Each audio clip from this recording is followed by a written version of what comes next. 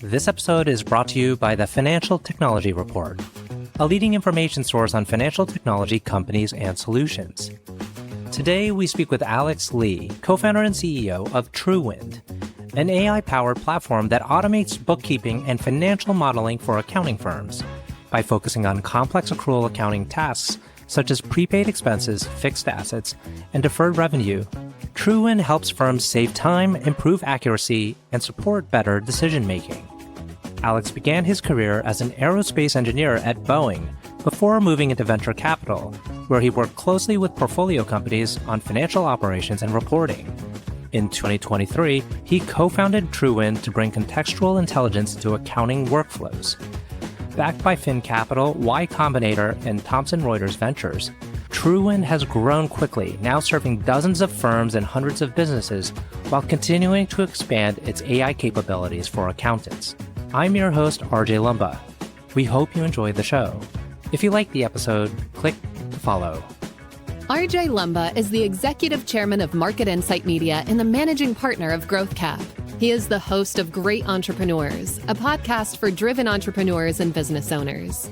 Our podcast covers all topics related to the entrepreneurial journey, from ideation to execution to optimization and to reaping the rewards of a well-run business.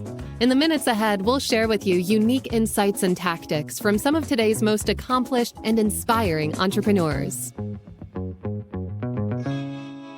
Alex, thank you so much for taking the time to chat with us today. It's a delight to be with you. RJ, thanks for having us here. Really thrilled to be here. So I think given AI is the word of the decade or words of the decade, we'll love to hear about your approach to AI and why you decided accounting. Yeah, let's tackle the second one because it's a little bit odd. I started off as an aerospace engineer. That part of my life made a lot of sense because my dad worked in satellites and rockets. Went to my first rocket launch as a kid. We had model satellites and rockets all over the house.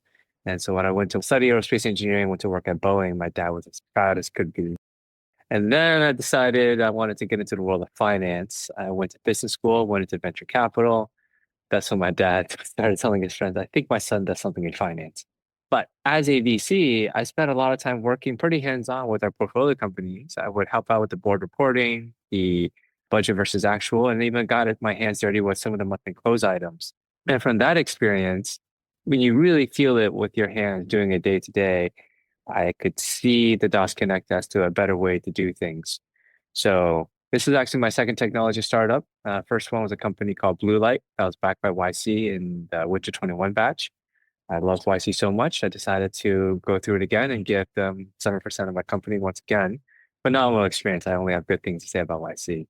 And started Truewind in early 2023, really on the heels of ChatGPT. And the insight that I saw with the launch of ChatGPT was this technology had the ability to understand context. And I think that's what we've been missing out on in accounting all these decades. We thought accounting is a set of rules. Just automate those rules and you're done.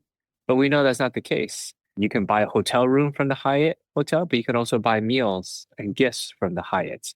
That type of context is missing from the limited banking information that we have. And that's where LLMs is able to step in and really help capture that context and take accounting to the next level. Mm-hmm.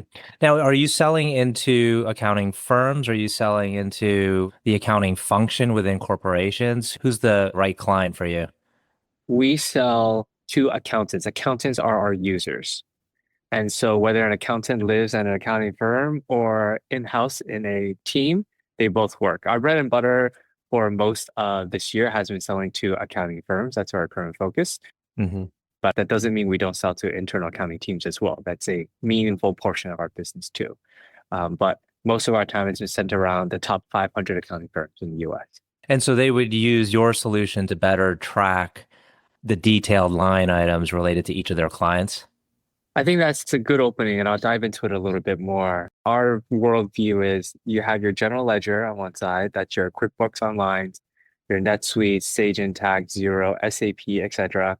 And there's several new entrances that we're really excited about as well. Digits, Puzzle, Rillet, Campfire, all great new general ledger solutions. This is not the category that we're playing in. This is a very unique category in its own. On top of the GL, there's this very large body of manual work that accountants have to do. to get to a close. A lot of that work happens in Excel. They have to track their prepaids, their fixed assets, their deferred revenue, do the reconciliation into the GL. And that body of work happens in an Excel spreadsheet. That's the body of work that we're tackling. We're tackling the subledger problem at the line item level. Excellent. And can you give us a hint to how the scaling has gone so far? What the adoption is like among these accounting firms? Well, we started with 4 accounting firms at the end of last year. So last year was the first year we started working with accounting firms. AICP Engage was the first conference we went to in June of 2024. And last year, starting to work with 4 firms, and now we're working with close to 40 accounting firms. Accounting firms are really chomping at the bit to understand the new AI technologies and what it can do for them. So like that level of enthusiasm, reception has been really inspiring. They see the writing on the wall, what this technology can do, and they see the work that they have to do. And yet they're thinking, this is important to us. We want to transfer to, let's say, a fixed fee model. We want to find a way to be able to take on more business than before. So they do have a glasses fuller type mindset that we can enlarge the pie rather than just take away pieces of the pie.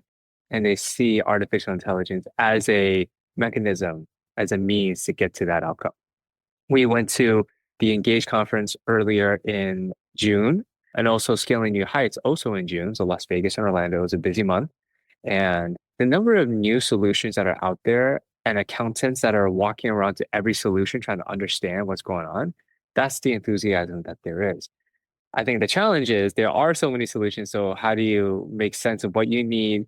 Like a lot of them are thinking, do I want to replace my entire general ledger to a new AI native one?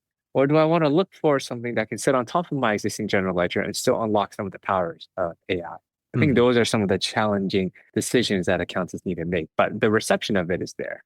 And it sounds like you're focused on a certain segment of the market. Do you find yourselves like most applicable to the accounting firms that cater to small, medium size clients? I presume, there's the large accounting firms. Are you also looking to partner up with some of these large accounting firms?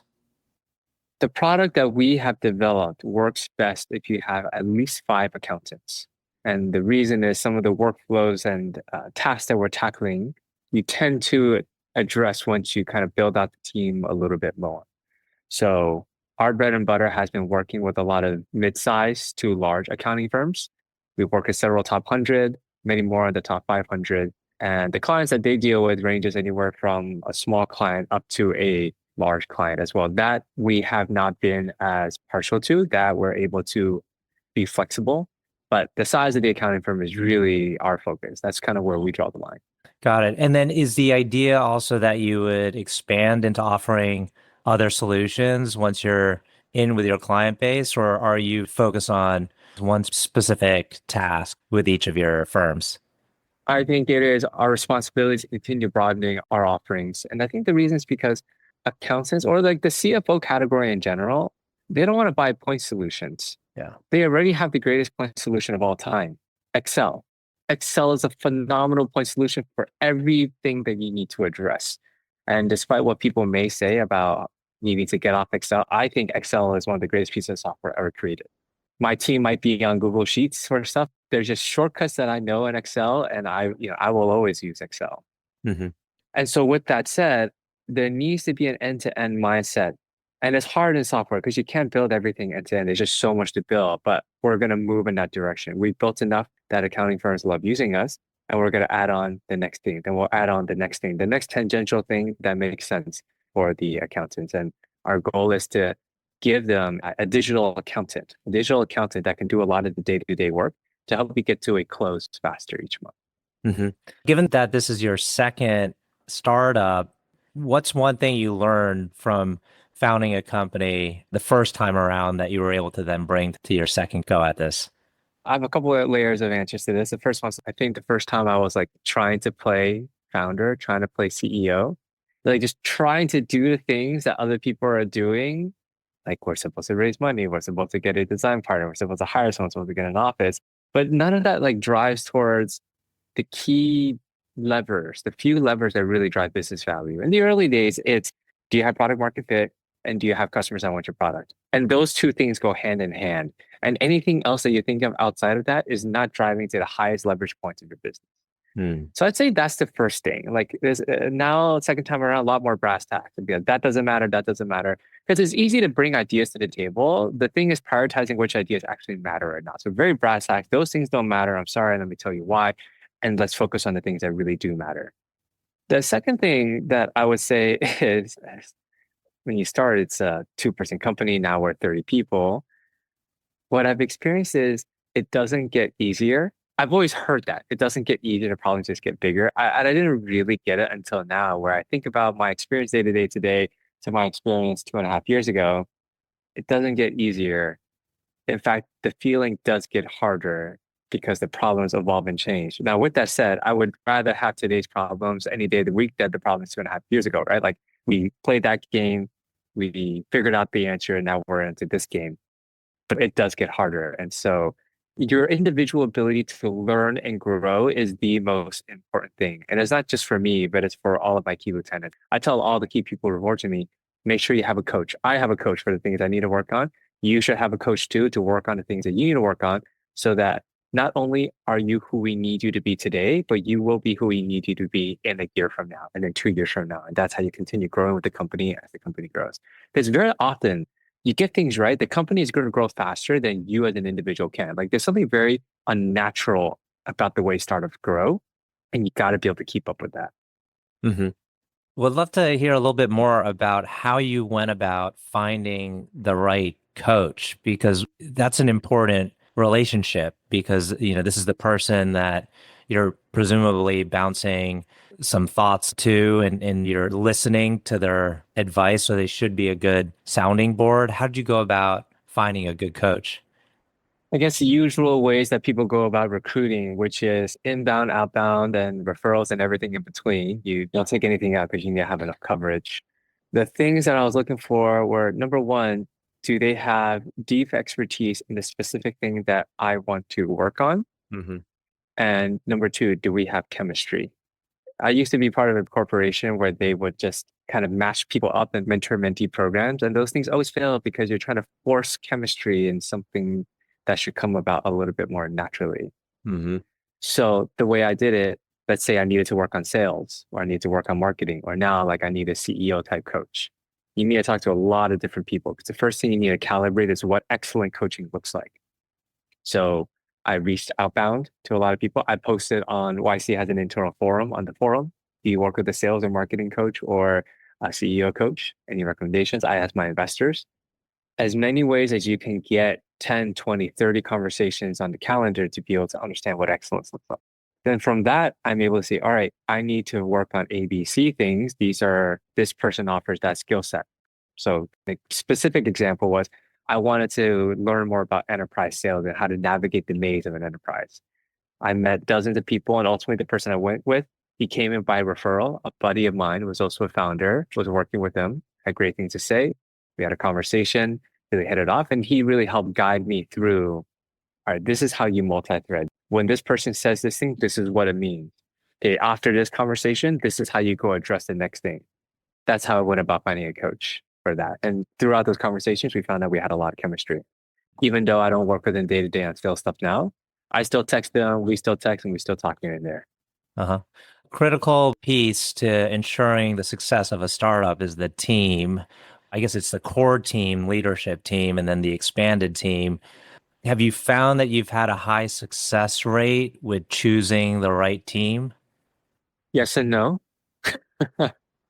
We have hired many people who we made a mistake on those hires and they're no longer with us. We've also hired several people who've been with us many years and continue to stay with us. And I see a long career for them ahead. When I look to fill a role in a new function, I'm looking for someone who can think strategically so they can be my thought partner in building the company and building that function, but will also get their hands dirty and do the day-to-day work.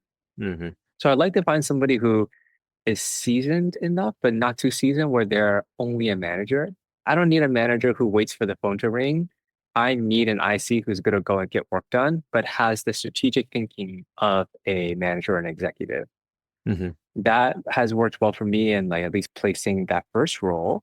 And then over time, they can build out their organization with more ICs and then they can manage them along the way. But I tell all my managers, managing is a part-time job you get to do in the evenings, and the rest of your time, you're an IC just like the rest. I'm an IC within the company. We're 30 people, and I do IC work every day.